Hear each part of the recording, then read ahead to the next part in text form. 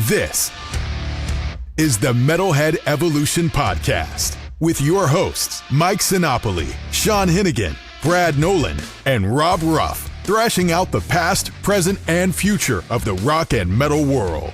Are you ready? It's time to follow the evolution.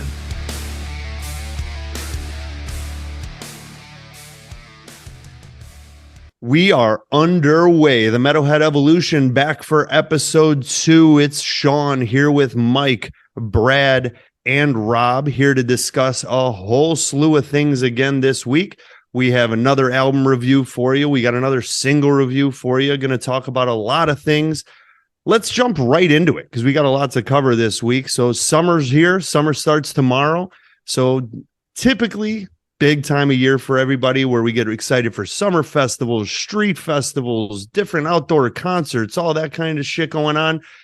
This is the time of year for everybody to have a great time. We're outside, we're partying, and we're listening to music, everybody's favorite thing. So guys, welcome back for week 2. Let's hear your guys' thoughts. I want to hear some of the plans in store this year for summer. What do you guys got going on? Mike, we'll start with you. What's going on, bud? You know, for the festival scene, I don't have too much going just yet. I am hitting North Coast Festival, which does differentiate from what we talk about here to the electronic side of things, which will be exciting. But I do have some single shows coming up, and there are some out there that look very, very enticing, but it might involve a little bit of travel, but we'll get into those later. For summer coming up, I got The Ghost Inside along with Under Oath, Avenged Sevenfold, and Parkway Drive all lined up. So I'm looking forward to that. Getting into it. The weather's nice. We live out here in the Midwest where we get frozen tundra 8 months a year. So festival season is super exciting for us and always has been. Back in the day, looking forward to Ozfest, Mayhem Festival, Chicago Open Air, all those kinds of things. So, you know, just feeling that sun and that music, it hits different. So I'm excited for that. What about you, Brad? Yeah, man. Summertime is the best time, especially in Chicago, you know. We got so much stuff going on here with, I'm probably going to hit up Lollapalooza, 30 Seconds to Mars and Knock Loose are there. And then, of course, we have the almighty Knock Loose playing at a small theater. Actually, it's a lounge. Sean, it's not even a theater, man. It's like a little bar. It holds 300 people. 300 people at the Cobra Lounge. For those of you not familiar. No nothing. It's going to be an absolute madhouse. I can't wait to put on our YouTube on the Metalhead Evolution. I can't wait to put up a video of Brad doing a flip off the stage. We're going to probably have that. We'll have me jumping off the stage into a crowd of fearful people that they'll drop me, I'm sure, and I'll land on my head. I hope one of us gets actually really injured at this. And maybe not me because I have a golf outing right after, but I really hope. I wouldn't mind seeing you get hurt, Brad. You know what? As long as I can record that podcast afterwards at the hotel on their Wi-Fi, like as long as they have Wi-Fi at the hospital, that's all I care about. Because sometimes you just got to give your body everything for the music. That's just what we do here at the Metalhead Evolution. Absolutely. And Sean, you sparked a question that I want to get. I just want to throw it out there before we go over to Rob real quick, just for our listeners. Let them know where we're at, where we've been. What was your number one injury at a concert in your life? What have you guys ever gotten hurt at a concert? Anything significant to where you needed medical attention? Maybe something afterwards. You were on the shelf for several weeks afterwards. For me, I once got my ribs bruised terribly at a Chimera show, and I could not get off the bed, the toilet, the tanning bed, wherever I was, without using all my limbs. It was awful. I was absolutely annihilated drunk. I went into that mosh pit like I thought I was the Incredible Hulk, but I was really just like Gumby. So what about you guys? Brad, what do you say? Have you gotten hurt? Oh, yeah, actually, the worst injury I did, it was Rage Against the Machine at the Rosemont Horizon in 1999. I got there 8 hours early, and I got against the rail right in front of Tom Morello. I cracked 3 ribs, and I would do it again in a heartbeat. It was an amazing experience, but I definitely paid for it after. And, it's sometimes, that the rail, you pay the price to be on that rail. I'm sure, Rob, I know you go to a lot of these hard shows. What about you? Yeah, man. Well, Brad, I was at that show too, by the way. It was killer. I got 2 teeth knocked out completely in a mosh pit at the Anger Management Tour with Limp Bizkit at the Rosemont Horizon. It might have been the Allstate Arena at that point. But yeah, I left in an ambulance to go to the hospital for that one. So that was a good experience for me Woo-ha! as a 17-year-old. And I drove too. And all my friends. So I was supposed to be at that Luckily, show. I gave them my keys before I went in the pit, so they were able to drive my car home. I was supposed to be at that show you're talking about. I was going to go. I could only pick between two because my parents were, regulating what I was doing at the time. But I ended up going to Q101 Twisted Six, which ended up featuring, was it Foo Fighters, Bush, and Blink-182. So I chose that over Rage. I don't know if that was a good decision or not. But anyways, that's just All the something I small recall. things. It jogged some memories for me. So Sean, what about you? I know you've done some stupid shit. Always. The worst injury I'd have would probably, I just head banging and slam my head into the back of somebody else's head, got like a knot on the eye. That was at System of a Down at the Metro. It was like System of a Down Snot, I think, was there. Was that with Fear Factory? The Static X Fear Factory? Yes, Okay, yeah. yes, that's the one. So there was that. The worst time I ever needed medical attention, oddly enough, was with Brad. I thought I was gonna fucking drop dead at a kid show. It was Billie Eilish a couple years ago at the United Center. And fellas, I think I had a little bit too much marijuana. I don't know what exactly happened. Well, you met her at the show. Maybe you were just so engulfed with emotions after meeting Billie Eilish that you just hit the ground, I think honestly that's probably it, because I had a 10 milligram gummy. We were going in, we're relaxing, everybody's having a nice time. Next thing you know, I thought I was going to drop dead. I didn't know what exactly happened. I'm sitting next to somebody who's a major part of the show. Everybody in the whole place starts screaming. He looks at me, he's screaming. Then I'm wondering if anybody's actually screaming. Then I felt like I was going to faint. I had to crawl over to the side of the wall. And then the medics came over and treated me like the drunk girl at Lollapalooza. It was not a pleasant experience, but half of that Billie Eilish show, I will say, A+. Good for you, man. That's amazing. And Brad, I want to mention another one. You'll appreciate this. I went out a long time ago to Western Illinois University. You may have been there before. And I went to a bar, Two Dogs, Two something or other. Two Dogs. Yep. Two Dogs. Okay. And I saw a band, Seventh Heaven. They're a local cover band. They do their own stuff here, but we were into following them at the time. Had some friends out at the school. And man, there was some crazy woman, just crazy bitch, just wailing her head around in front of me. I went and took a bottle of Miller Lite and I started drinking it. And that girl just popped her head right into that Miller Lite and knocked my front tooth cracked through the middle. That was fun. That was a fucking bullshit. At least the other one was kind of cool. Like I thought it was at Chimera and I was in the pit and shit. This was just some broad that went bam, whacked me. But anyways, back on track. Rob, you're supposed to talk about where you're going this summer and what festivals and shows you got, buddy. Oh yeah. Well, I'm going to Metallica in Montreal. I'm going in the Snake Pit, which I'm extremely excited about as a lifelong Metallica fan. Hitting up Gojira, Mastodon, Lorna Shore, and doing the VIP meet and greet with Gojira. Also extremely excited about that one.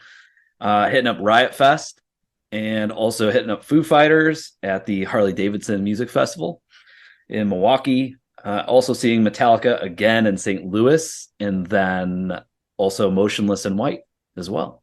Well, you're a busy man. Busy Yes. man over there. And I'm huh? sure there'll be more that I'll add. There always are. They always kind of come up, right? Yep.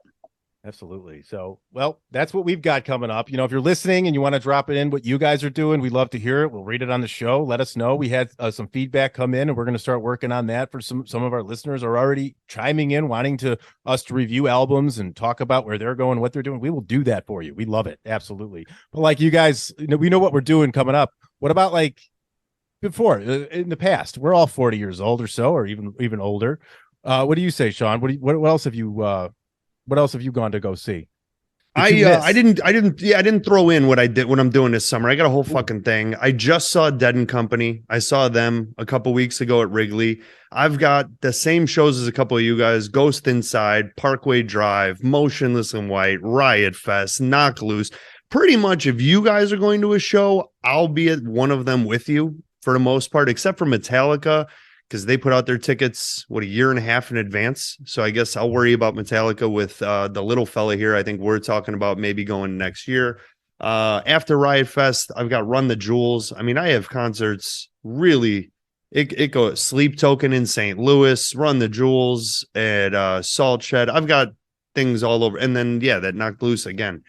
But I mean, it's a busy summer. To say the goddamn least. It's going to be a busy and probably expensive summer with the merch. Sleep Token merch alone. probably have a lot of that. I know, Brad, I'll get you a shirt. I know you I think I'll pass. For those you're going to have to you- pass. They don't sell kids mediums. I don't think we will have to pass. I can take a kid small. It's cool. All right. Fair. For those of you that may not be aware, our buddy Sean here is a huge Sleep Token fan, and Brad over here, not so much. So if you're wondering where that banter comes in, you hear it throughout. That's what we got going with that. But anyways, guys, Sean, I apologize for.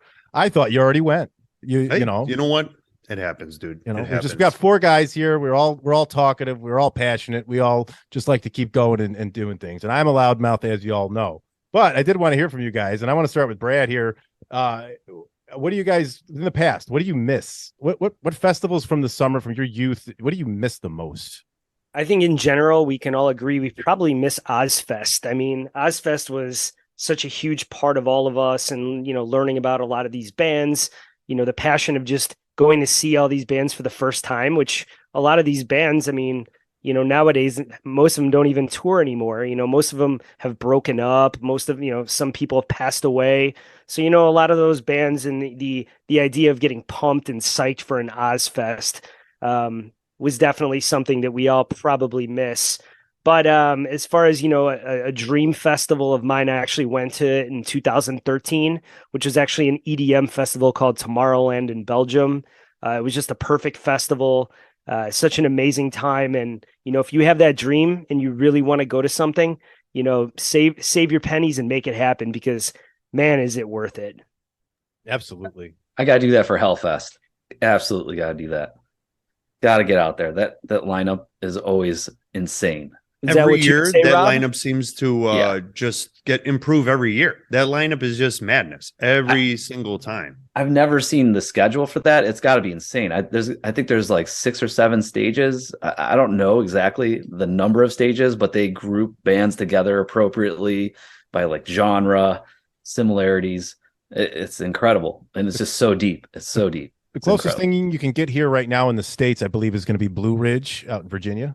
I think that's the closest thing you'll get to something like that. Too. That's the one I was looking at potentially hitting, but I hear it's a disaster to get to. It's a logistic nightmare. So it's one of those I'd have to probably consider in the future. But like Brad said, save my pennies.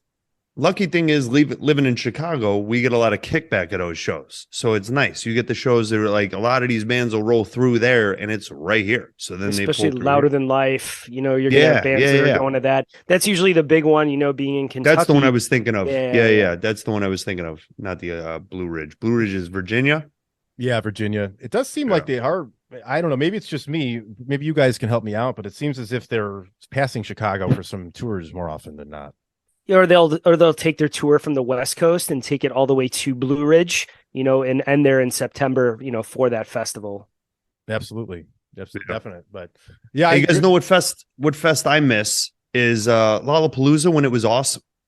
I like that. To me, it was a major one. Like, to me, my opinion, once Palooza went to 4 days, fucking ruined it. It ruined the whole thing. And I think they saw you had a chance to make more money on it, obviously. Jump on the money bandwagon, grab all that cash, but it makes the festival suffer. The festival definitely hurts. I liked it when it was a touring show. Oh, that was my first show. My first concert was Lollapalooza, Metallica, Soundgarden. That was the first show that I ever bought tickets as from a scalper. We paid $80 for a Lollapalooza when it was touring. $80, sat in the second row for Tool, Korn, and Snoop Dogg. We were very excited for. We get to the show, they have a thing says Korn will not be there tonight because Monkey got sick. So they ended up not performing. And then at that point, we're like, well, we paid double face value for the ticket. I think the ticket was like $45, but we were like, we already paid this much. I guess we're going in. But Tool's second row at at Tinley Park, whatever that fucking venue is called now, who knows? But $80 to see him second row. You pay $80 now, you can't even see Tool. You could buy you can't even buy their vinyl, I don't think, for $80. I don't know what you could buy. You could buy a shirt. It's gotten out of control, in my opinion, but yeah, it is what. Yeah, we can do a venue and merch cuts episode in another time because we have a lot to say about that one. Well, I mean, costs have increased for everybody, so it gets passed down to the consumer. Yeah, but it's skyrocketing. But anyways, what do you guys consider then, Sean, Brad, Rob? What do you say the last good year of Lala was, considering? I mean, I think people might be forgetting the one time where it was Audio Slave, Incubus, Queens of the Stone Age. It was a pretty decent show. That one was also at Tinley. I think that was the last year it was touring, or there might have been 1 year after that before it became a yearly thing in Chicago. Okay. To me, that was one of the best ones I went to was the weekend that Rage was there. Like when it's after, once it got to here in Chicago, it was like Rage. That was still that DJ AM was there. That was Nine like Inch Nails. Nine Inch Nails. They were up against Kanye, I think. Like it was everybody was at that. It was still, that festival was fucking awesome.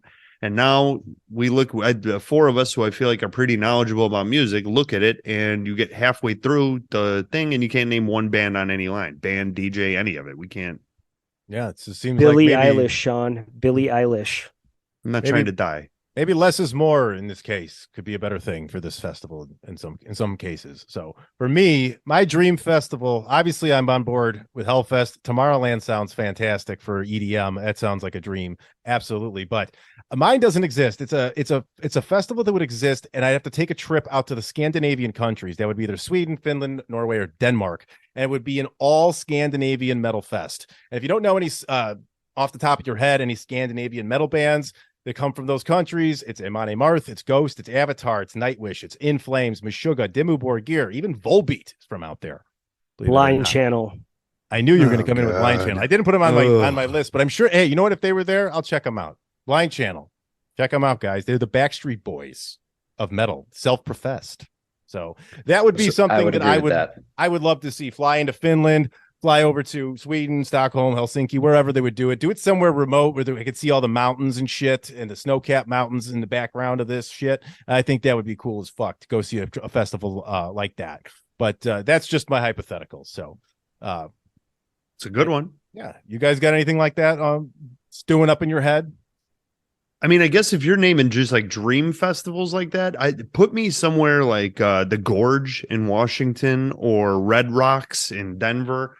And yeah, just give me solid, like, I don't know, man. I don't know how to explain it. Just give me a solid lineup. Give me like, if you go almost like the Sick New World, you take some of those, take some bands from Hellfest, almost if you mix Knotfest with Sick New World, take something like that and kind of like blend it all together, I think you'd get a solid festival. And put me somewhere like you have a beautiful black backdrop in Sweden or Finland, whatever you're like. Put me in somewhere beautiful like Red Rocks or the Gorge with a Knotfest, Sick New World mashup festival, and I'm in. Sounds ideal. I think you're onto something, Sean. Maybe even add Louder Than Life in there. Those three. Yeah. You How about know, by then episode then 5? It's really that's a solid combination, I think. By episode 5, we have the Metalhead Evolution Festival, and we're promoting. I'll email Red Rocks and the Gorge. And last week we text messaged Steve from Taproot. This time I'll send a message to the Gorge and Red Rocks and see if we could have a Metalhead Evolution podcast festival. We're probably going to need $5 million up front to get Nah, that. man. You ever hear at a fire festival? Don't worry about it. Just pay us. I'm actually shocked no one mentioned that Power Trip Festival in California in Indio, because that's got all the big metal bands. I know it's definitely going to be a very expensive festival for anyone, but I mean, is that maybe the closest thing to our Hellfest with having those? I was going to mention that one, but it does fall actually in October. So I just said, well, it's not technically a summer show, but you're damn well right that it's going to be something epic, in my opinion, with who's headlining that. You got huge names: Metallica, Iron Maiden, AC/DC, Guns N' Roses, Tool, and then I forgot the other one, but it's some big names, and they haven't even announced any of the supporting acts, correct? Not yet. No, that'll Are be there one- any? That was my confusion. I didn't understand. Well, it wouldn't really be Was it much just of a- headliners that were playing headliner sets, multiple. No, it headliner wouldn't be a sets? festival in that case. It would just be 3 different shows back to They back. probably Back. announced the main acts first, and then they'll add on sub headliners and other people later. I don't normally go ahead and buy tickets until I see a good portion of the lineups, but that's one that I think if I was closer and it was in our area, that I would just go ahead and buy tickets for if it was feasible. I think that's enough there to I think those bands will draw enough good stuff to come Especially out. 100%. Ozzy. Especially Ozzy. He's You're- not playing anywhere else. That's who I missed, Ozzy. And that's like you said earlier, Brad. Something you said earlier today was just if you want to see someone, go and see it. We said in the last episode, we got held up from concerts for about 2 years. Now's the time, especially somebody like Ozzy Osbourne, man. When I went to Ozfest, we were talking about Ozfest. The guy in front of me, we were watching Black Sabbath, and he was saying, "Man, I can't believe Ozzy's out there still doing that." That was in 1999, and he's still doing it now. It just blows my fucking mind. The fact he's alive still blows my fucking mind, to be honest with you guys. So, but that's festivals. So, you guys got any more? Any more you're looking at? I will say this. I know we mentioned Riot Fest. Riot Fest to me is one of the most solid festivals, especially in Chicago. The lineup on this that we have seen in a very, very long time. I'm not just saying it because Sleep Token is there. There are a ton of solid bands. You get even past the headliners where you got Foo Fighters the one night, Queens of the Stone Age another night. You got The Cure another night, but then outside of that, you got bands. You've got Finch, you've got Head Automatica, Code Orange, the Bronx, Thursday, Sleep Token. Like you got a lot of solid. It's just a pretty AFI, solid lineup. Silverstein, AFI, Code Silverstein, Orange. yes, dude, exactly. Like it's just a solid lineup this year for the first time in a long time. Corey Feldman, like, come on, dude, come on, good stuff. Hawthorne Heights, that one takes me back. Absolutely. Another one coming up is it's in Cave and Rock, Illinois, right? Full Terror Assault, all thrash. That's an interesting one. That one's a real obscure one. Rob, that's up your alley. Rob It's has also tickets. I actually talked to a guy at the Milwaukee Metal Fest that swears by that festival. He says it's awesome. I'm surprised you haven't been there as our thrash man on this panel here. I'm surprised you haven't made the trek down there. And I did bring that up for a specific reason because you, sir, have an album that you had us all listen to. And I would like you to go ahead and do your thing, man. Tell us what you had us listening to, and the listeners can go from there with us. Yeah, absolutely. I decided to introduce a thrash album to the gentleman here, this podcast, by the band named Enforced from, as Lamb of God would say, Richmond, motherfucking Virginia. And this band is just released their third album called War Remains, and I personally vibe with the theme of this album, which is more of a life and death cycle, that everything goes and comes and is cycled back through the earth and becomes this organic, natural thing. And it's also based in stoicism, a lot of the lyrics, which I also really vibe with. So if you know me at all, some of you probably do, and most of you don't. But anyways, I really enjoyed this album front to back. It's just a banger. It goes right in your face from start to end. There's no let up. It is the album for people that really miss. Of course, now I'm blanking on the band name. Someone else can help me here because I'm sure someone else Power picked it Trip. up. Power Trip. Thank you. So it's got that hardcore element mixed in with the thrash. A lot of single beats with a little bit of double bass drum mixed in. So it's not only just a single kick drum on the drumming. A lot of chugging, riffs, screaming the whole way through, but screaming that you can actually understand, not just but you can understand the lyrics as they're being spoken and yelled, so to speak. But anyways, a few of the tracks that really caught my attention were The Quickening, Hang by My Hand, Starve, and Nation of Fear, both for the music itself and also the lyrical content. And yeah, that's where I'll go from there. I give it an 8.0 out of 10. And that's where I'm going with that one. I really enjoyed this one, and I'll continue to listen to it over and over again. What do you think, Brad? All right. Well, thrash is definitely not something that I listen to often, but it's funny you brought up Power Trip because I would actually name this band Slayer Trip. They're, I totally see the vibe of, both of those bands mixed in with Enforced. So especially you, I know how much you love Slayer and Power Trip, but this is literally a mix of both of them, in my opinion. Track 3, Hang by My Hand, actually reminded me even more of like a catchy, thrashy Slayer song. It's an all-out, in-your-face thrash fest. That's basically what this album is. And you know what, Rob? This isn't something I probably would even have listened to without this podcast. So, it's I was actually pleasantly surprised on how much I actually enjoyed it. For what they do, it seems like that this could actually be the future of thrash. I mean, I can't say that they don't have that potential, because they, in my opinion, I think they do. I actually give it a 7 out of 10 on this album. Hang by My Hand and Starve were the two tracks I liked most. I don't really connect with the music, but if they came through town and I had the opportunity to see them, I definitely would. What do you think on this one, Mike? I enjoyed the album. I like thrash. I really do. It's my number one genre, that and metalcore, like we talked about before.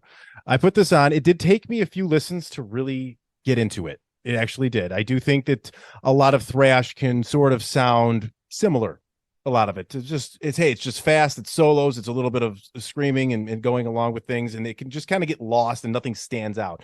On this album, it didn't really give me the kind of like memorable tracks that I get from like a Warbringer, Evil, Havoc, and Power Trip. Of course, it does sound a lot like Power Trip to me, which is very, very appealing. Absolutely. So, for me, I'm happy that this is still a genre that's alive and well. It kind of got revived after the whole new metal boom a little bit. There's a lot of bands that came up around the 2009, 2010 time, and I thought it was really good. I gave it a 7.1 out of 10. My favorite tracks are Avarice and the closing track, Empire. The ending, the way the album closes out, if you listen to the last 40 seconds of that last track, Empire, it just really gets you pumping up. So I listened to this while I was working out in the car and in all different times, so just to make sure that I really got a good feel for it. Would definitely listen again. Would definitely check them out as a show. Like I said, 7.1 out of 10. Sean, did you? I was gonna say, well, let me interject, but did you feel the Slayer vibe in there? I didn't get as much Slayer vibe as you guys were talking. I didn't. I did. If you want to hear, picked up on that too. Did you? If you want to hear a band, that'll give you a Slayer vibe, they're called Evil. Okay. Have you heard them before? Yep. Okay. Well, just for those listening, if you're looking for something that's still out there that has a little bit of a Slayer kick, Evil, check them out. All right. So I'm kind of along the lines of Brad on this. This is not only nothing I would have ever came across, but nothing if I saw I would have ever listened to at all. So this is part of the reason I love this podcast already, is listening to shit that I never would have. Again, also along with Brad, like I get the Slayer vibes, I get Power Trip vibes. I also get early Sepultura vibes a little bit. I don't know if you guys caught any of that, but like early Sepultura vibes on it. Just on like the first couple tracks. Songs that stood out to me, The Quickening was the one for me that really did it. I really liked that one a lot. Starve, I also liked a lot. I will also give this album a 7.1 out of 10 because I feel like for what it is, it's really good. I wasn't going to give it a bad score because I'm not super into thrash. Like I used to listen to a lot of Slayer, and I'll still throw on old Slayer albums, but that's almost where my thrash shit stopped, was with Slayer.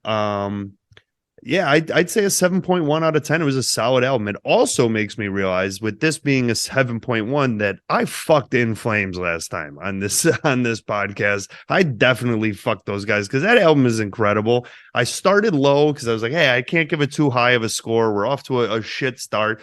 I didn't want to blow my load on our first podcast, but instead I fucked them. Because this is a 7.1 album, a solid 7.1 album, and I would much rather listen to the In Flames album.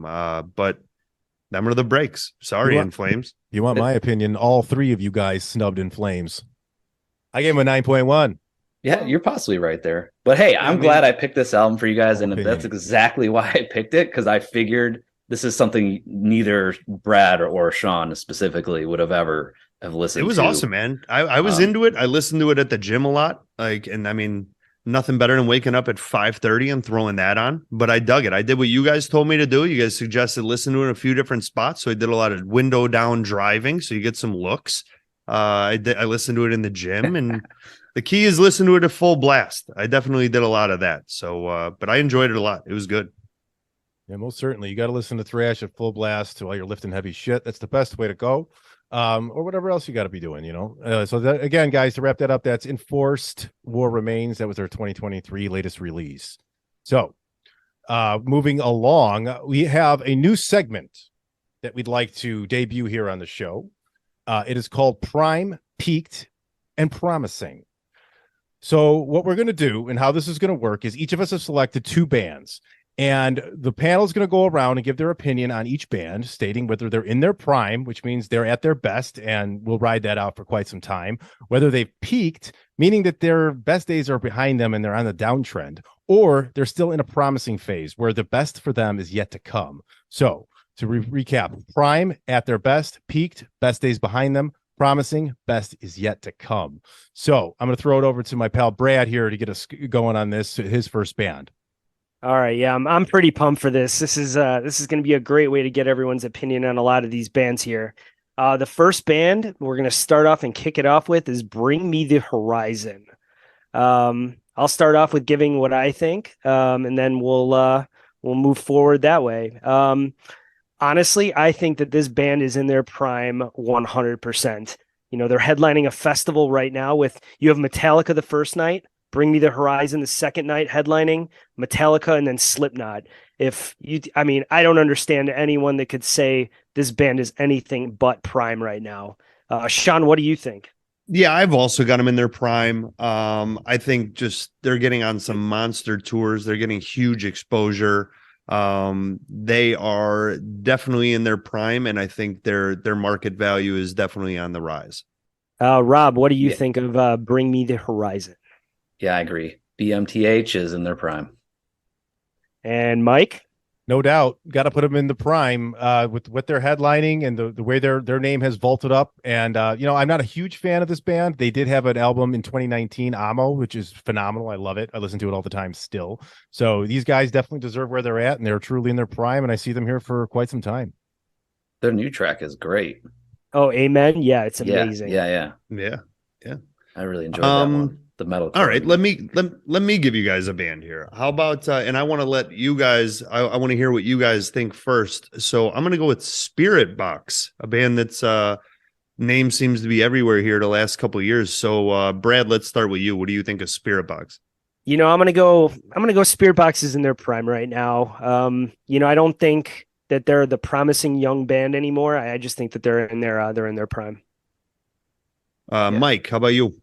Brad makes a good point, and I struggled here between that and what I picked, which is promising. I did listen to this again. I haven't listened to Spiritbox in a while because they kind of just released some stuff a while back, and it's been the same, and they just keep touring randomly here and there. But I think promising, I'm going to give them. So I think they're going to still do more. I really do. I'm going to give them the benefit of the doubt, though. I don't think Brad's incorrect for thinking they are in their prime, and that might be about it. Yeah. I'm with you guys. Spiritbox, I think they're promising still, even though they blew up really quickly. It seemed like overnight and came out of nowhere. It seemed straight out of Canada, but I think the best is yet to come. You know, they're headlining venues like the House of Blues. They'll get up to where Bring Me the Horizon is. I think maybe not quite that big, but I think they'll get up there. Right. That's a bold wild. statement. I would wager. I'll wager on that. There's no way. And three of us here actually went to Spiritbox's first show in America. You know, they opened for Limp Bizkit for a Lollapalooza pre-party. So we've seen Spiritbox, at their beginning of kind of the hype. And, I think three of us again have seen them recently and seen how they've gotten better. And Courtney is only getting better vocally. I just worry more so about the direction of their music. All right, so that's where my vote comes in here, and I'm actually I think like their prime. I agree that they're in their prime right now, but I'm even going to say that they have peaked. I don't think they get bigger than this. I think, and I love them. I think they're great. Courtney's an incredible front woman. I think her singing is tremendous, and it really takes over the band. But a lot of the new stuff that they're putting out isn't living up to what Eternal Blue was and the vibe that they had coming in. They have this huge push, and I almost think people are sick of them. I think people are in a way. If you haven't seen Spiritbox at this point, you've been to metal shows the last few years, that was a choice to miss Spiritbox because they seem to be fucking everywhere. Every fest, everything that's going on, they're there. Another band that's like that currently, Sleep Token seems to be fucking everywhere. And I'm not saying it's necessarily a bad thing or a good thing, but for Spirit Box, I feel like that is what happened. And to me, I think they're at their peak right now. I think this is as big as they get. I think there's a lot of crossover, especially with the female population with that band. And there's some potential crossover there. You also just said you think they're going to get to Bring Me the Horizon. So I mean, what do you don't know what the fuck? I think they could. Hey, look at Bring Me Horizon, man. They went full on pop music, and I don't know what the hell that last album was. And look at them now. So one thing about I wouldn't discount that. Eternal Blue was recorded in 2019. So if you think about that, 4 years now, you'd expect them maybe to put on another banger album at this point. And I think their EPs have just left me wanting a little more. Yeah, you put out a couple mediocre singles. Like, all right, and a couple, it's just all right.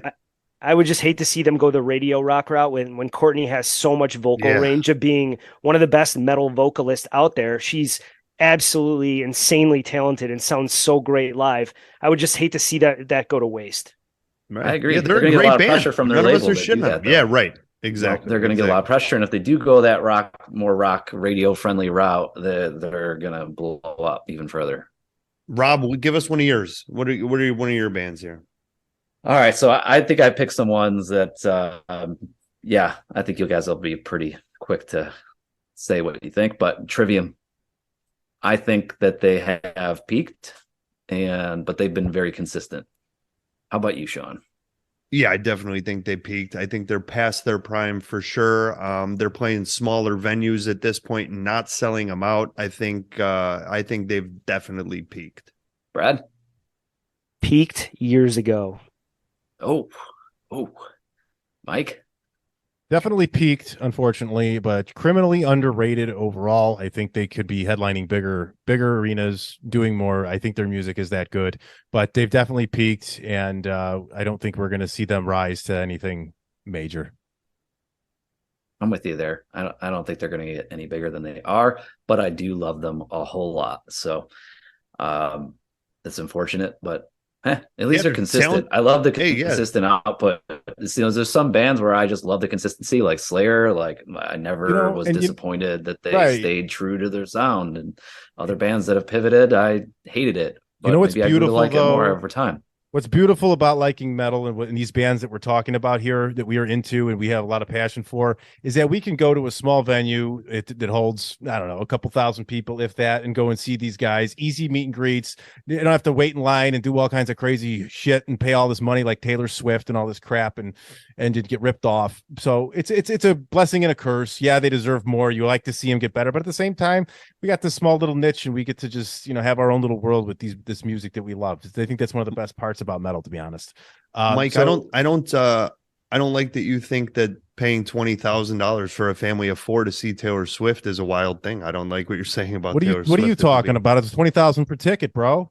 Give us one of your bands, Mike. Jesus, I was going to say, fine. I'm going to get off the Taylor Swift thing. Right. So my band I want to give you guys, and I'm not going to even go first. I'd like to start with Sean here on Parkway Drive. I think Parkway Drive is promising, actually. I think they're still on the rise. I think they are an excellent band. I think their live show brings them. I'm actually not a huge fan of their studio albums. I'm not a big fan of it, but then when I watch them live, it's insane. And I haven't seen them live yet, but I've seen a ton of live videos and that kind of stuff. And I think that's actually what propels them into having. I think their live show gets talked about enough, and more people want to see them. So I'm going to say that they are promising. Okay. All right. What about you, Brad? This is one of the two bands that have eluded me. I've always wanted to see them live. I've had tickets 3 times, just got shows get canceled. I think they're in their prime right now. I think they're an amazing band, and I hope that Sean's right. I hope this is only the beginning for these guys because I love them. Rob? Yeah, I'm saying they're in their prime. I've never been able to see them live. Like Brad, I've had tickets, but then COVID had other ideas. But I like their studio albums. I don't love them, but I really appreciate them. And I know if I saw them live, at least I'm really confident that it would turn me around, because that's just the way I am with a lot of bands. Once I see them live, it just cements them in my brain.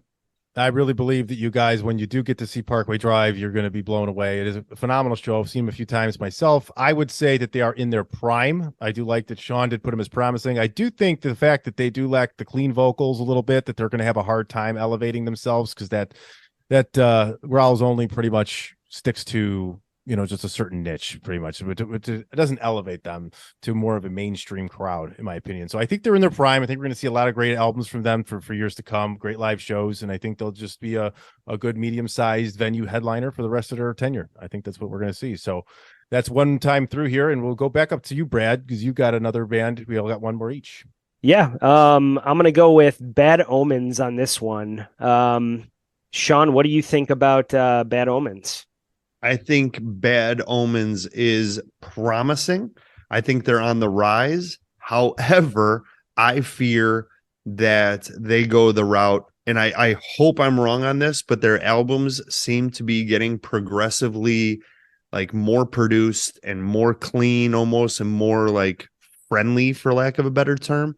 Because the one album with is it called Dethroned? Is that what it Yeah, Dethroned.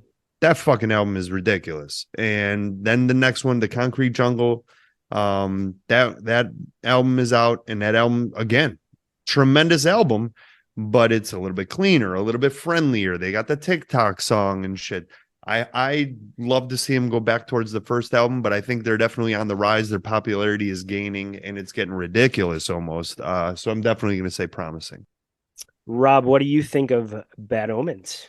I'm thinking they're in the promising category as well. I think they'll probably go even more pop, the further pop route. We'll see. But you know what? Concrete Jungle actually has grown on me after probably 6 or 7 listens at this point. I don't know. For whatever reason, I want to try and like it. And I hated it at first. And I don't know, every other listen, I kind of grew on me a bit. So, yeah, so I think they're promising. They have some potential left in them, and they're super popular, and I don't see that trajectory slowing down any. All right, I like that. I like what I hear here. What do you think? What do you think, Mike? I'm jumping on the bandwagon. Promising. I loved, I snubbed this band for a little bit due to some issues, but I went back through it, and I think they're fantastic. The Death of Peace of Mind, the song, the full album is just blows my mind. I don't get sick of that track, The Death of Peace of Mind. I think it's just a masterpiece track. I love it. I absolutely do. And I do see these guys going the route of Bring Me the Horizon almost. I think that's what they're going to do. I think that's what they have the potential to do. I think they'll take that route. I do think they're going to drift a little bit away maybe from anything that's more growls, more rock metal, and then maybe go a little bit more that electronic, that popish route. But I think they're going to make it work, and I think they're going to be successful doing it. So I do see good things for Bad Omens going forward. Bring Me the Horizon, Bad Omens, and Spirit Box. How about that tour? I mean, give me that tour any day. I'll take that tour. I mean, I wouldn't say no. But I got to go with you guys on the promising on this one. I love Death of Peace of Mind. I think Noah Sebastian's just an absolute beast on the vocals. I think he's one of the most, I want to say underrated, but a lot of people are paying a lot more attention now. But he's one of my favorite vocalists. Let's just go with that at this point. But yeah, I love the Death of Peace of Mind from front to back. It's a great album. I'm promising. I'm gonna go see them every time they come to town, and that's I just love that band. I love that band so much. Call me a TikTok girl. I don't care. I just fucking love them. Forever. Sean, it sucks that when we saw them last, to me, they were completely overshadowed within 15 seconds. The band Make Them Suffer, I was introduced to that night, and god damn, my shoes were blown off. That band blew my fucking dick off. Make Them Suffer came out, and I feel like they completely stole the show, but that's just for me. I remember when Make Them Suffer played 5 notes on their guitar, I just turned around to you and I go, this is you, man. Dude, I was all in instantly. That band is ridiculously good. And Sean, I think we're going to go see them together. They're going to be first up in line for Parkway Drive. That's literally the reason I bought the ticket. If I just left after, if for whatever reason I can't stay for that show, I will be at Make Them Suffer. I promise you that. Sean, what's your next band? My next band, I'm going to go with Beartooth. I want to hear what you guys think of Beartooth. Let's start with Brad. You know, I love Beartooth, but I think they peaked. I just don't think that. I don't know. I just think they peaked. All right, I hear you. Rob, go ahead. Yeah, I'm with Brad. I think they've peaked. Mike. I'm going to change it up a bit. I think Promising. I do like Caleb's vocals. I think he's got a lot to do there. I don't think they're going to get huge or anything, but I do think they're going to make a little bit more noise and have some more notable tracks. I do think they're going to have a better album than what they put out before. I do sincerely enjoy them. So I like this. I'm going to be optimistic and think that they have better days coming. All right. I like that. I like that thought. I hope they're promising. I have actually have them as that they have peaked. And I love them. I think they're fantastic. But to me, they remind me of a Seven Dust. They're as big as they're going to be. Every time they come, they'll play the House of Blues. They'll sell it out. Their live shows are fucking insane. They're just consistent. Like if you're looking for a solid, consistent metal band, I could put on a Beartooth album and I know what the fuck I'm going to get. They're really good. They're solid, but I think they are what they are. And I think they've peaked. So that's me. We got a couple peaks here and a promising. I hope you're right though, Mike, because I'm a big fan and I'd love to see them get even bigger and get a little bit more credit. Rob, on to you. Give us another band. Yeah, I'm gonna put my back in the oar here and say Amon Amarth. What do you guys think, Mike? Oh man, I struggled heavily with this one between Prime and Peaked. But I'm going to say that I love this band. Just I want you to know this. Amon Amarth is phenomenal. Everything they do. But I'm going to say that they have actually peaked. I think that their Viking shtick and everything like that is going to maybe they're going to have a few more albums and go. But I don't think they're going to really rise any higher at all. I think they might just coast a little bit, and that'll be it. Have a few more albums, and so be it. But I think they've peaked. I think we're going to get more, and that's it. Brad, what do you think? I mean, I got to go with peaked on this. I honestly don't really hear too much about them as much anymore like you used to. Used to hear much about them in like all the metal blogs and all that. I don't really hear anything about them anymore. So I got to go peaked. And I did want to add in there that their last album did not live up to the previous two, in my opinion. It was good, but that's kind of why I went the peaked route, because the album didn't pick up as much as the others, in my opinion. Berserker was really good. John? I'm actually going to go with the peaked as well. I'm not a huge fan like you and Mike are, but kind of along the lines of what Brad is saying. You don't hear much about them. I know they're just one of these solid festival bands when they do play these bigger fests. I know they're solid headliners that I know you've seen here a couple times. Yeah, I would just say peaked. I think they are what they are. Yeah, I'm with Mike here. I'm kind of, I don't know, I feel like I'm teetering on the edge of like they're on the edge of Prime and peaked. But I have seen them a few times recently, and same stage setup, and we'll see what the future holds for them. But I think they're as big as they're going to get, and if I don't think they're going to grow any further from a fan base standpoint or playing a bigger cap arena or venue. So. That's what I think too.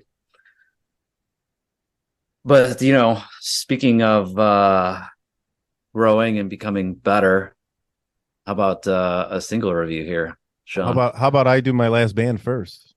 Oh wait, I skipped you, Mike. You did. Nice work on trying to segue though. I really did. I really liked what you did. I did it earlier. I snubbed. Hey, we all, it's a lot of guys on the panel. Like I said, I snubbed Sean earlier. You snubbed me right now. So I'm going to give you my last band without any further ado. It's Architects. I'm just going to give you mine. You're probably all going to disagree with this, but I think they're promising still. The song Animals came out a few years ago, and that song is just literally one of my favorite rock songs. I could listen to that. It just doesn't get old. Kind of like Usher's. Yeah, he just always hits me well. So I think these guys can do a little bit more. I think they can get towards even a Bring Me the Horizon status as well. Maybe not as high, just because I don't think they're going to get as poppy and radio friendly maybe as Bring Me the Horizon, but I do see them as a British band and rising a little bit and still having more they can do. So what do you think, Sean? I've got them they are at their prime right now. I think they're at the top of their game right now. I think they're a fantastic band. I'd go see them. I think all of us would agree we'd go see them if they pull up. But yeah, I've got them in their prime right now. Okay. Well, how about you, Brad? I got to put them in their prime. That last album was not the best, but I do like, some of the other stuff they've done, and them and Parkway Drive are the two bands I still have never seen. So I definitely want to check them out. And I have also not seen Architects live, so I think that's one we got to put on our list to make sure we go see. So what about you, Rob? I have not seen them either. However, I think they're promising. They're, especially since they're opening for Metallica, I think usually that's a sign of someone's becoming promising and has further growth to come. So that's what I'm basing it on. All right. Very cool. Yeah. Very cool. They can they can only get better from here. Oh, and speaking of better, here's a better transition than what Rob tried to do, because we do have a single. Build you up like an architect. Yeah, nice. We will do a single this week, and I'm gonna give it to you. I am gonna force Every Time I Die on you fuckers, no matter what I have to do. And it starts here with a band called Better Lovers. Better Lovers is 3/5 of Every Time I Die. One of my all-time favorites, Every Time I Die. They broke up last year. 3/5 of them went on to do their own thing, and here we are with it. We have the guitarist Jordan from Every Time I Die, the bass player Steven, drummer Goose. They team up with Greg, the singer from Dillinger Escape Plan, and Will from Fit for an Autopsy, and end on the other guitar. I love this song, 30 Under 30. It is very Every Time I Die vibes, but I love it. It's fucking intense from front to back. To me, it's a perfect song. I absolutely love it. I can see myself in a pit for it, which is crazy to do now since I've been out of the pit game for a long time, but I cannot get enough. I would say I've listened to this song 100 times since they put it out. The way I got introduced to it, all of a sudden, one random day, just a video pops up, and it's like, hey, Every Time I Die's new fucking band is out. Here they are. It's Better Lovers with 30 Under 13. Then I look more into it, and a homie directed the video. My buddy Eric Richter, turns out he was the director of the video. So it made me like it even more. This song is a home run to me. 30 Under 13. My vote, I give it a 9.1 song. I cannot wait for this album. It's an album that I'm more excited than any album that's come out in a long time here. I can't wait for it. Mike, what did you think of it?